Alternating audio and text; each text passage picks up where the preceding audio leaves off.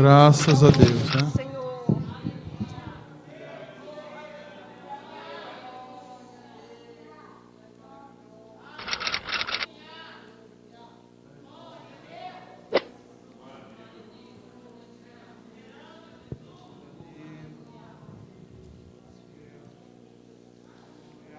Glória a Deus.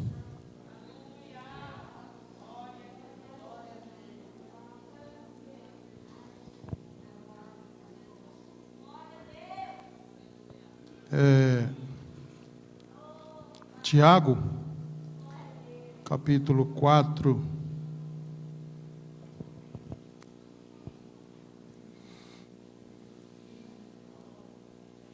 do 1 ao 10, vamos tentar ler ou explicar para os irmãos esses 10 versículos, se for possível. A palavra de Deus, que é bendita e eterna e santa e nunca falha, ela diz assim: de onde procedem guerras e contendas que há entre vós? Os irmãos lembram que eu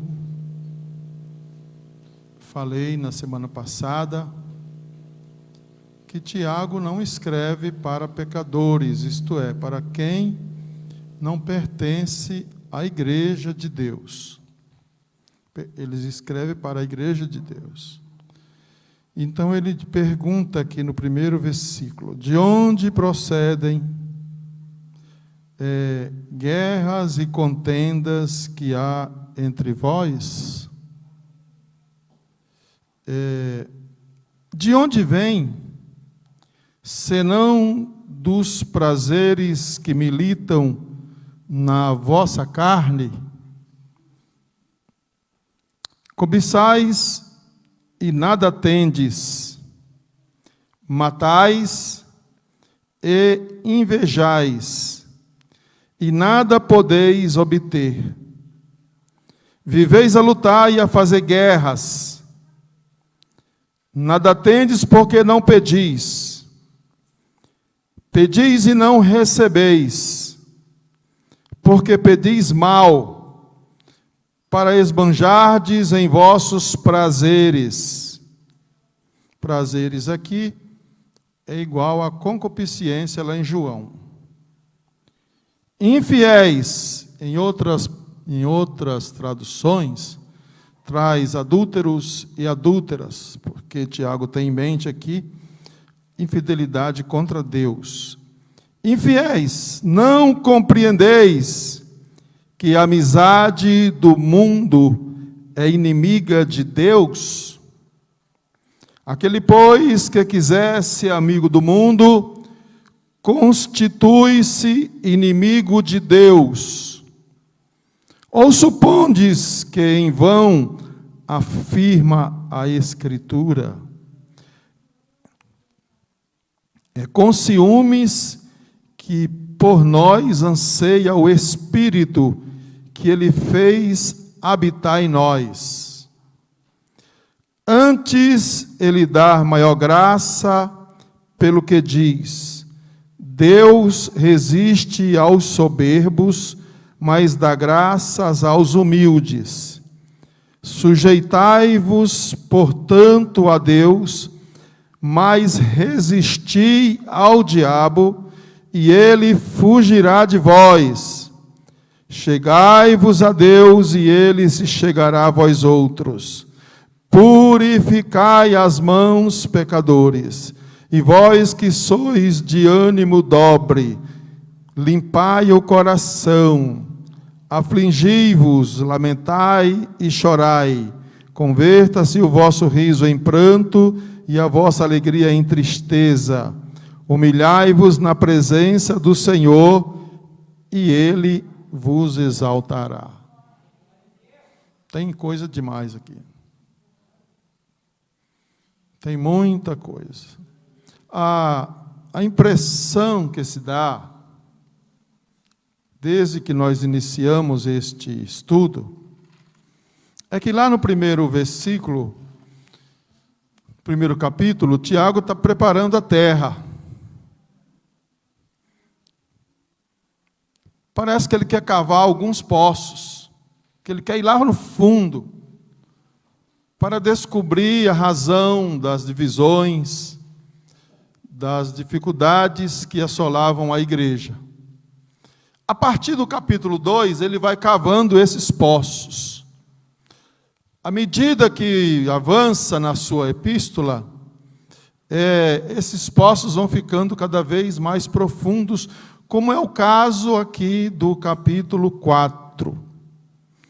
Quando ele faz aqui um questionamento. Tiago cava até as raízes que causam divisão entre os santos. A impressão que a gente tem é que ele ficou em algum lugar, eu não sei como era a questão dos cultos, a geografia da igreja, mas a impressão que a gente tem é que ele ficava observando cada um dos irmãos, cada pessoa, os comportamentos, e para descobrir o que causava essa divisão no seio da igreja. Imagine que a gente acha que isso é coisa dos nossos dias, né? Que isso é coisa de agora, porque o mundo está difícil, nós vivemos num mundo completamente capitalizado, no mundo globalizado, onde não tem mais distância, onde as coisas acontecem rapidamente. Não, mas não, porque o homem, desde que é homem, os problemas são os mesmos. Isso aconteceu lá com Abraão e Ló, os seus pastores deveriam viver em paz, começaram a brigar por causa de pasto, e tiveram que separar. Isso desde que mundo é mundo. Caim matou Abel por problemas de contenda, e entre os patriarcas havia muita confusão no meio dos patriarcas, e a gente vem vindo numa escalada, e chega aqui no primeiro século da era cristã, e nós estamos lidando com a igreja de santos regenerados, salvos e perdoados, mas também de pecadores. Aonde havia divisões, Tiago está falando para a igreja. De onde vêm as guerras? Guerra aqui não é guerra militar. As guerras que havia, as guerras de poder, as guerras de liderança, as guerras entre obreiros, as guerras entre ministérios, as guerras entre uma comunidade e outra comunidade, já que não havia uma só comunidade. Porque onde está o homem tem esses problemas. Aonde o homem está, vai estar esses problemas. Ele pode ser o mais santo de todos, não vai ter problema. Ninguém quer ficar para trás. Ninguém quer ostentar o troféu da humildade. Todo mundo quer puxar a sardinha para a sua brasa. E aí ele diz, de onde vem? De onde vocês acham que procede as guerras? De onde procedem as contendas? Que está no meio de vocês aí. Ele não está dizendo isso à toa. Além de haver uma inspiração do Espírito Santo, isso aqui é fruto de uma observação. E Jesus disse, e ele foi seu discípulo de Jesus, Jesus disse, bem-aventurados pacificadores. Parece que eu estou ouvindo ele dizer isso aqui com esse pensamento. Ele está trabalhando aqui na condição de pacificador, de pacificar, de tornar a coisa tranquila, calma, perene, comunhão. Porque onde há essas coisas, há prosperidade espiritual, e a prosperidade física, e a prosperidade financeira, e a prosperidade em todos os campos. Quando a gente não tem que desperdiçar as nossas energias com aspectos negativos da vida da igreja. Enquanto a gente desperdiça as nossas energias com aspecto negativo, nós estamos deixando de cultivar as boas virtudes, os bons princípios. Aliás, os princípios do Evangelho não tem nenhum ruim, todos são ótimos. E aí ele diz, onde vem? Vocês já pensaram como você tiver? De onde vocês acham que vem essas coisas? Primeiro século da era cristã, em que a igreja não teve paz, não tinha 6 meses de paz, era debaixo da perseguição, era debaixo do tacão do imperador, sofria com os fariseus, que quando ficou definido que cristianismo era cristianismo e judaísmo era judaísmo, houve uma perseguição dos donos do templo, e agora vocês não podem mais vir aqui, e vocês agora estão... Eles não tinham sossego, não é que nem nós, não.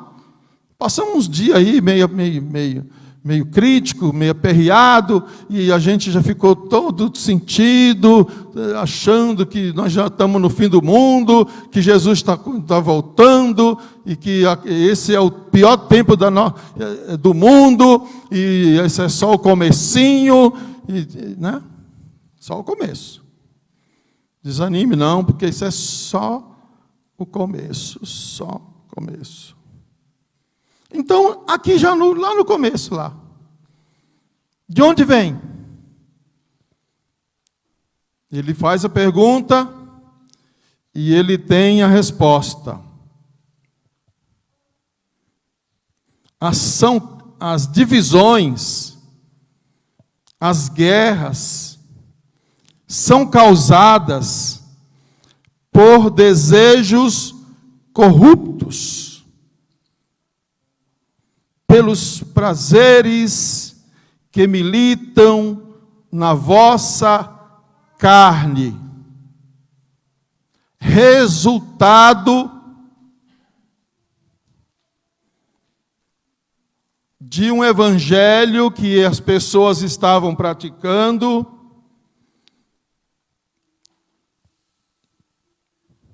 que não era a cruz de Cristo. Porque o Evangelho diz que na cruz nós crucificamos, não é isso? O nosso eu, que já estamos mortos. E havia muitos problemas mesmo nesse período, porque os judaizantes de origem judaica diziam assim: vocês, para ser crentes, vocês têm que seguir a lei de Moisés, vocês têm que seguir, guardar os sábados, vocês têm que seguir todas as normas. E os gentios diziam, não, nós não tem nada a ver com isso. Até teve uma reunião, que a turma chama de primeiro concílio, primeira convenção, primeiro congresso, sei lá, primeira coisa. Mas houve uma definição. Aos gentios não vamos impor nada disso aí. Quem é gentil, quem é judeu. O judeu tem que continuar com a lei de Moisés, tem que guardar o sábado, tem que guardar os princípios. Nós, gentios, é outra coisa, mas nós estamos ligados uns com os outros pelo sangue de Jesus, pela obra vicária de Jesus na cruz. Estamos ligados nisso. E também nós devemos entender que Tiago é um judeu de origem. Quando ele fala, ele não está pensando como um gentio, ele está pensando como um judeu. Você vai ver aqui algumas coisas que ele diz, e parece que ele está pensando alto. Então ele fala assim, olha, é os prazeres que militam na vossa carne. É daí que vem as guerras. De você querer coisas por meios errados, de você dar mais vazão aos seus desejos, aquilo que você vê, que João chama de concupiscência da carne, concupiscência dos olhos e soberba da vida. É dessas coisas que vêm as dificuldades, é dessas coisas que vêm as lutas, é dessas coisas que vêm as guerras. Na verdade, vocês não aceitaram ainda a cruz de Cristo. E ele continua no seu pensamento. Ele diz assim, vocês. Aí ele começa a apontar situações que causam essas divisões. Vocês cobiçam e nada tende. Cobiçam, mas não têm. Vocês não têm nada. Estão andando para trás. Tiago está falando para a igreja de Jesus. Como é que pode ter alguém na igreja cobiçoso? Cobiça é pecado. A gente acha que é um pecado pequenininho, né? Pequenininho, que não faz mal para ninguém. Só para a pessoa que cobiça, que fica com os olhos grandes. O cobiçoso, ele é quase um feiticeiro. Quase. Cobiçoso é quase um feiticeiro. Não conta muita bênção para cobiçoso, porque ele vai colocar aqueles olhão grande, e nem folha de arruda, nem alecrim, nem o pé de eucalipto vai tirar. Não fica contando coisas, não. Tem coisa que você não pode contar. Jesus está me abençoando, irmão. Jesus está me abençoando, Jesus está me abençoando. O cobiçoso, ele vai torcer para dar errado. E quando dá errado, ele vai, eu sabia, está aí. Eu já sabia. Ele é quase um feiticeiro. Quase um. Então ele diz assim, vocês cobiçam e nada têm. Vocês não prosperam.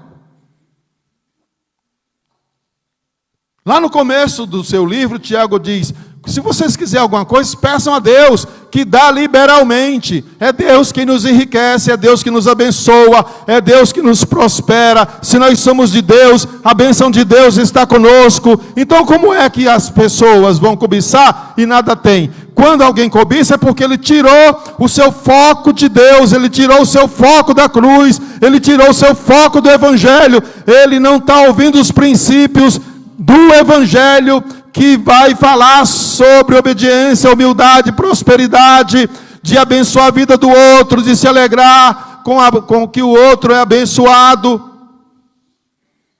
Ele está dizendo, vocês cobiçam e não tem nada. A cobiça por si mesmo já é um erro, já não devia ser nomeada entre nós. Esse negócio não nos pertence. Esse negócio de cobiça não nos pertence. Diga amém, irmão. Pelo amor de Deus, diga amém. Cobiça não é coisa de crente. Cobiça não é coisa de crente. Show, cobiça. Show. Fora daqui, ó. Cobiça não tem vez nesse lugar, amém? Cobiça não tem vez aqui.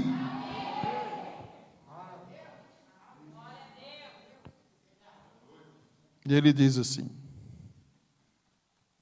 Agora ele vai fundo. Ele deu uma enxadada aqui que doeu até na alma. Matais e invejais, e nada podeis obter. O que significa isso aqui? Sabe o que a palavra matar nesse texto aqui significa? João chama alguns irmãos de homicidas. João, o apóstolo do amor, também ele pega meio pesado. Ele chama algumas pessoas de homicida. Falar de irmãos, porque está escrevendo para a igreja, né? E Tiago diz para a igreja lá, vocês matam e vocês invejam e não podem obter. E nada pode obter. O que significa matar aqui? Não é matar de arma, Tem uns que matam de raiva. Tem gente que mata de raiva. Sabe o que é raiva? Diz assim: matar se refere a destruir a reputação de outra pessoa para conseguir vantagem e fazer por meio de difamação, calúnia e todos estas ações que o Código Civil dispõe lá. É só pegar o Código Civil que vai ter mais um monte de coisas aqui. E você consegue, é isso que se refere a matar, destruir a reputação de outra pessoa para conseguir vantagem. Mas isso acontece na igreja lá de Tiago? Acontecia, na igreja de Tiago. Claro que não é com todos, né? Mas como a igreja precisa ser perfeita, Tiago tem que falar dos problemas que acontecem na igreja. Parece que este livro de Tiago saiu ontem da livraria. Ainda não foi nem lançado. Parece que ainda vai ser matéria de reportagens. Tão atualizado que é. Matais e invejais. Quantas pessoas, irmãos. Esse culto é um culto de reflexão. Esse culto, além de ser um culto de ensino dos princípios cristãos, é um culto de reflexão. Porque a gente vai passando pela vida, vai vivendo um dia depois do outro, e nós temos a tendência de esquecer. Às vezes nem queremos lembrar. Mas quantos corpos ficaram para trás por causa de justamente isso aqui? Quantas pessoas tiveram as suas reputações jogadas na lata do lixo, foram julgadas, foram condenadas? E o pior de tudo, por mera inveja. E hoje, não querem nem ouvir falar desse negócio de crente, não querem nem ouvir falar desse negócio de igreja. Eu continuo dizendo o seguinte: isso aqui é a família de Deus, ainda que seja a família mais esquisita do mundo, é a família de Deus. Eu posso olhar para você, você pode olhar para mim, eu posso olhar para ele pode olhar para mim e dizer: paz do Senhor, irmão. Porque o sangue de Jesus é quem nos une. É a família de Deus. É uma família onde tem pessoas que matam por inveja? Tem pessoas que prejudicam o outro? Tem pessoas invejosas? Tem. Mas até que não haja a colheita, eu vou dizer: Pai do Senhor, irmão, Pai do Senhor, irmã, Pai do Senhor, Pai do Senhor, Pai do Senhor. Eu não sei quem é quem. Quem sabe é Deus, e os anjos, quando vier, vai separar quem é e quem não é. Isso não é problema meu, eu não quero ficar julgando ninguém. Se alguém vai para o céu, se não é problema meu, irmão. Não é problema nem meu e nem seu. Nem meu e nem seu. Inveja, irmão, é coisa doida. Aqui, ó, ele vai falar da inveja. Eu falei que ia falar os 10 versículos, mas não dá. Invejais, inveja. O que diz aqui sobre inveja? Inveja.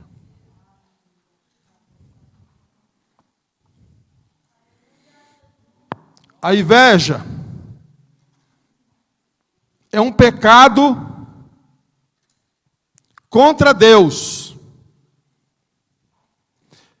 Ela é a consequência de uma falta de gratidão a Deus, que derrama bênção sobre o seu povo.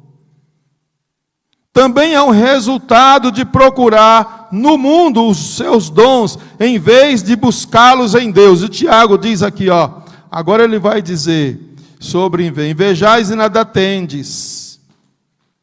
Viveis a lutar e a fazer guerras.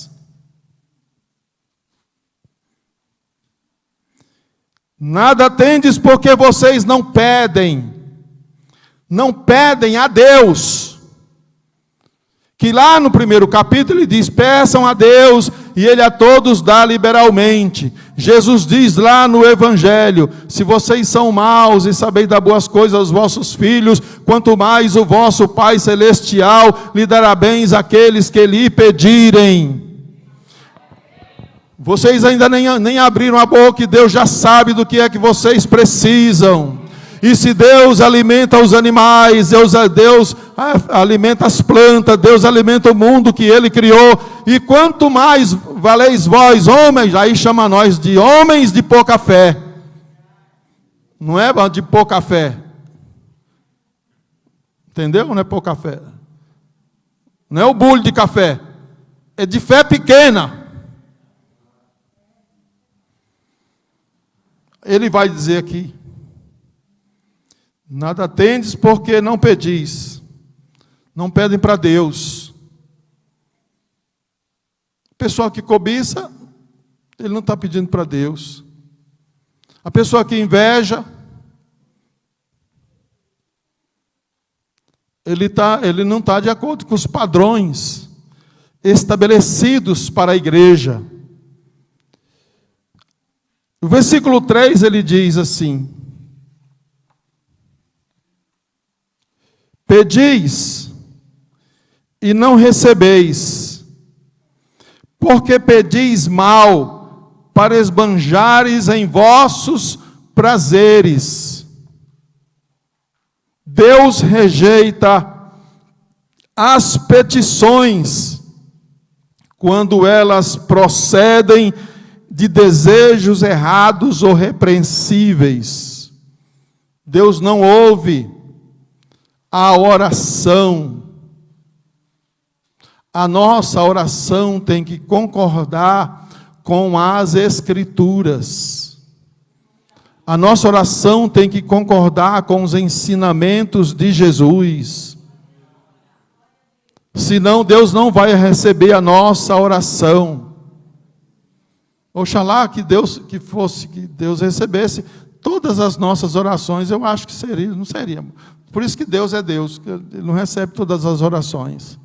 Porque tem cada oração por aí que dá para arrepiar. Tem cada oração aí que eu vou contar uma coisa.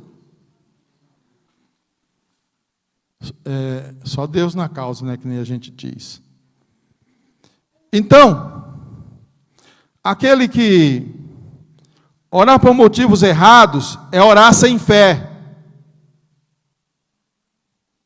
Às vezes nós oramos coletivamente e na verdade nós não estamos nem falando com Deus, nós estamos mostrando para outra pessoa como nós sabemos articular as nossas palavras.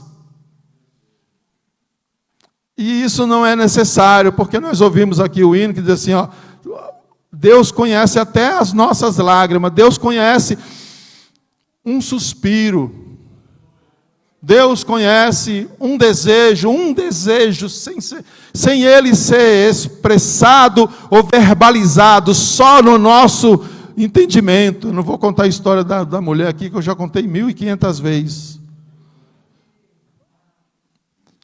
É só você pensar. Se o seu desejo, Deus sabe do que você necessita, do que você precisa. Às vezes Deus nos prova a bênção com paciência, para que nós tenhamos paciência quando a recebermos, possamos valorizar.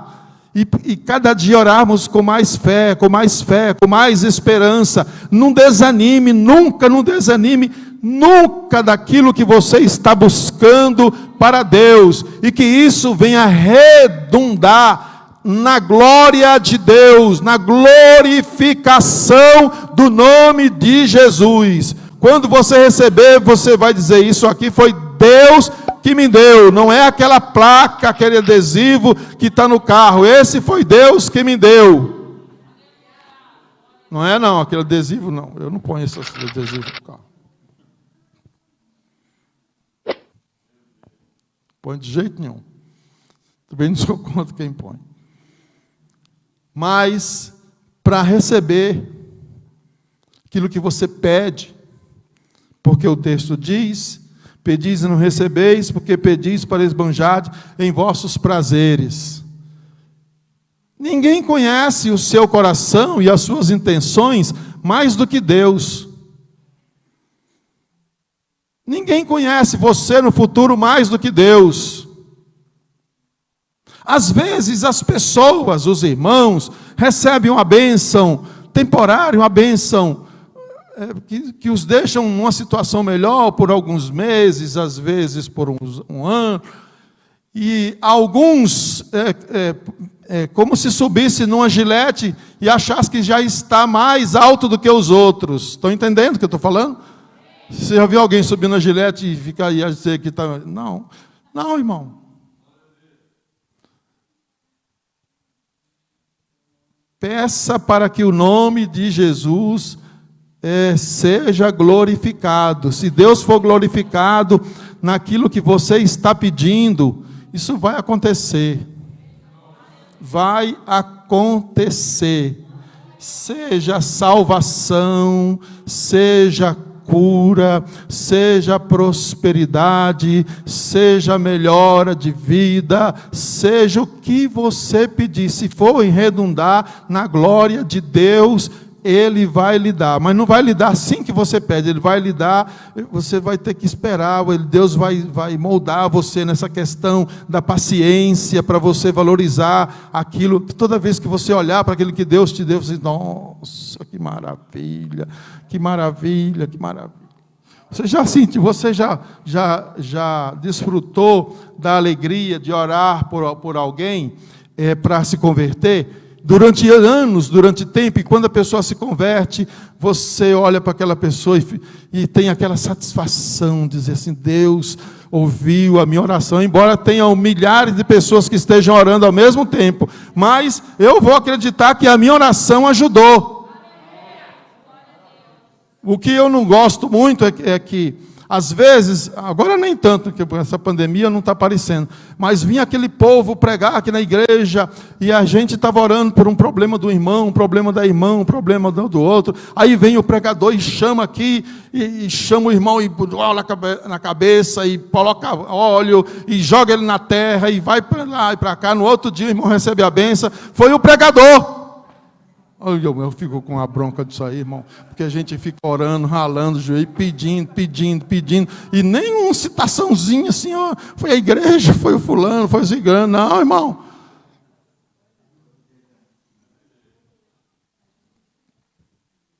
Foi nós, foi a igreja.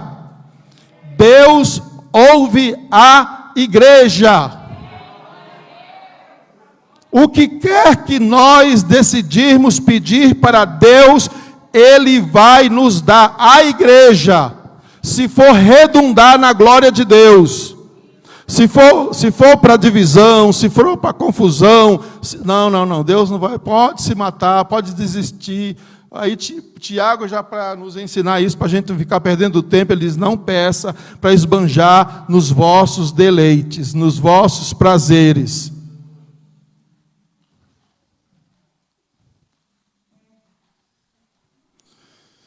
Vamos ver se a gente consegue ir mais um pouquinho. O 4, versículo 4. Infiéis. Outra tradução diz: adúlteros e adúlteras. Tiago está trabalhando, falando com a mente judaica. Ele tem em mente o quadro pintado em Oséias, da infidelidade de Israel com Deus. Ele tem em mente o quadro dos juízes, do tempo de juízes, em que o povo adorava os Baalins, a Baal e a Asterote. Ele tem em mente o tempo de Jeremias, que foi um profeta que falou contra os pecados de Israel, da sua infidelidade para com Deus, que se prostituíam nos altos, nos montes e até mesmo no templo. E isso era levado muito a sério, a infidelidade espiritual. E aqui Tiago está tratando com a igreja sobre a questão espiritual. infiéis ou adúlteros e adúlteras, não compreendeis que a amizade do mundo é inimiga de Deus? É o 4. Tiago trata de infidelidade espiritual. Quando somos amigos do mundo, que é mundo aqui para Tiago, não é mundo cosmos, é mundo sistema, é mundo princípios, é mundo sociedade, é o sistema do mundo organizado e criado pelo diabo, que vai contrário aos princípios determinados por Deus.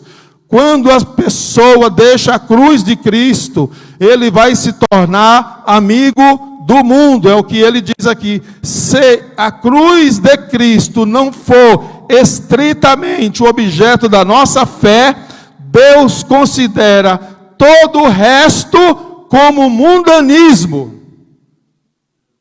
Vou repetir: se a cruz de Cristo não for estritamente o objeto da nossa fé, Deus considera todo o resto mundanismo. Se saiu fora da cruz, dos princípios da cruz, se está andando de acordo com o sistema mundo, esta pessoa, ou esta igreja, ou este povo, se torna inimigo de Deus.